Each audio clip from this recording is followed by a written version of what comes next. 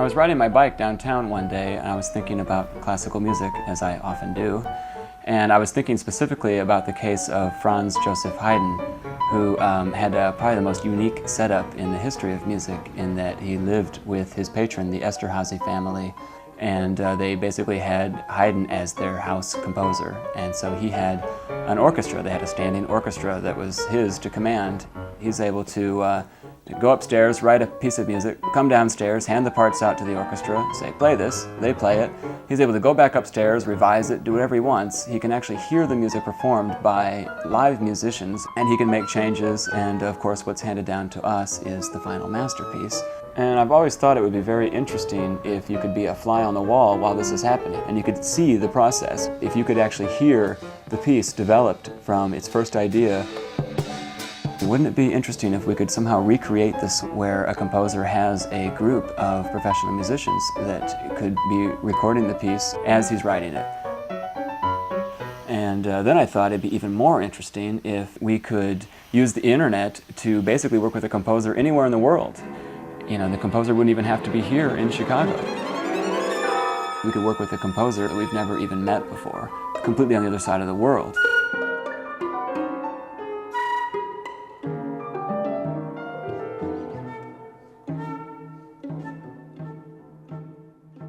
About 15 years ago, a furnace went out in my house, and my wife called the furnace repairman. The guy who came to the house was, she said, right out of central casting for a furnace repairman. In his 30s, overalls, tools sticking out of his back pocket.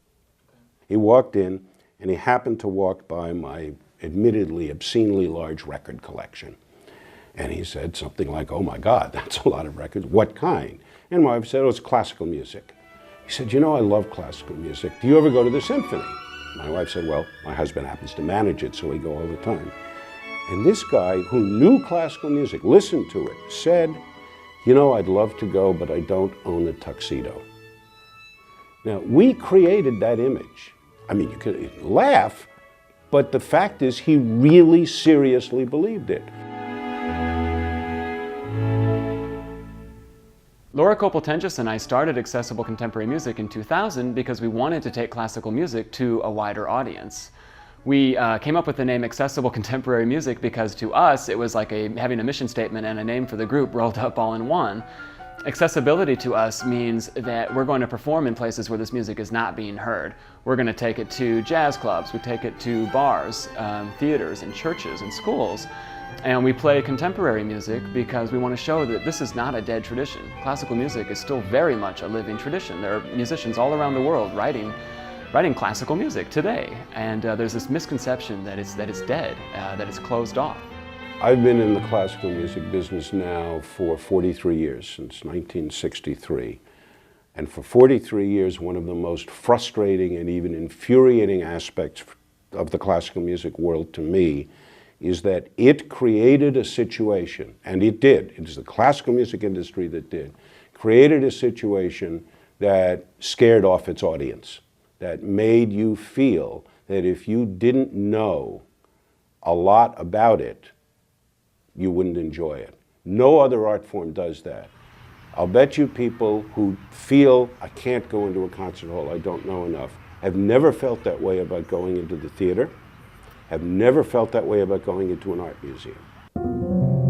And yet, they feel that way. Why?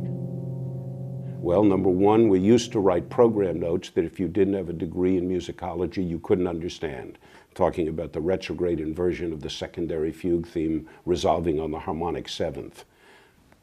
Meaningless to 90% of the people. We had classical music radio announcers who speak in deep, reverent tones, and you almost see a halo sitting over the radio because you are doing a good thing by listening to Brahms.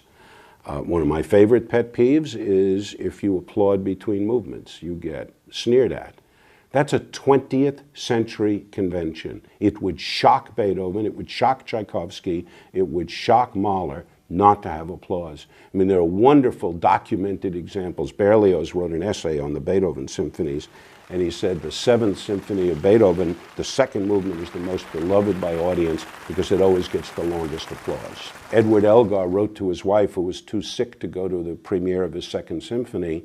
They applauded so long after the second movement that we had to repeat it before we could finish the symphony. "Isn't that wonderful?" said Elgar.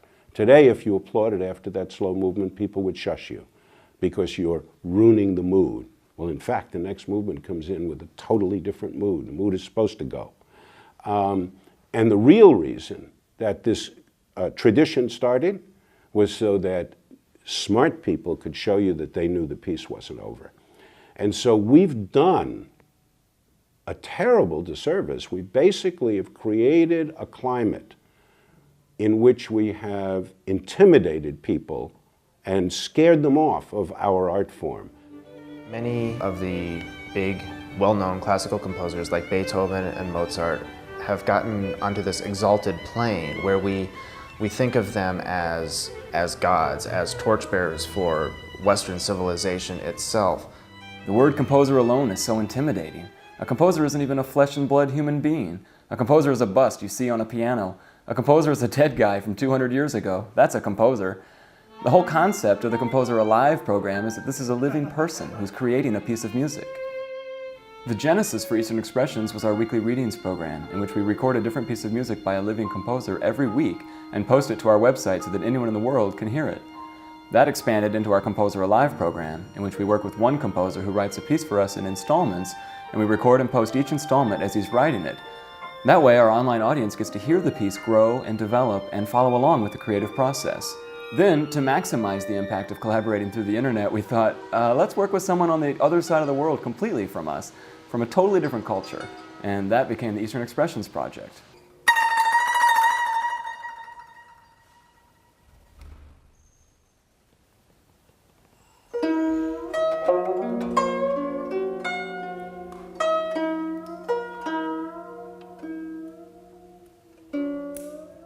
This is a kind of a coming out for China culturally. It very much wants to be on the world stage, and part of being on the world stage is building opera houses, building concert halls.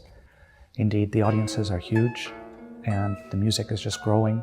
I think that in the musical arts, they're also trying to find ways to embrace the new, to try to find a classical medium, a musical medium, often with Chinese characteristics, as they would say, but something that is also accessible to audiences throughout the world. Coming up with the Olympics, I'm sure that we're going to have incredible musical events surrounding the 2008 Olympics.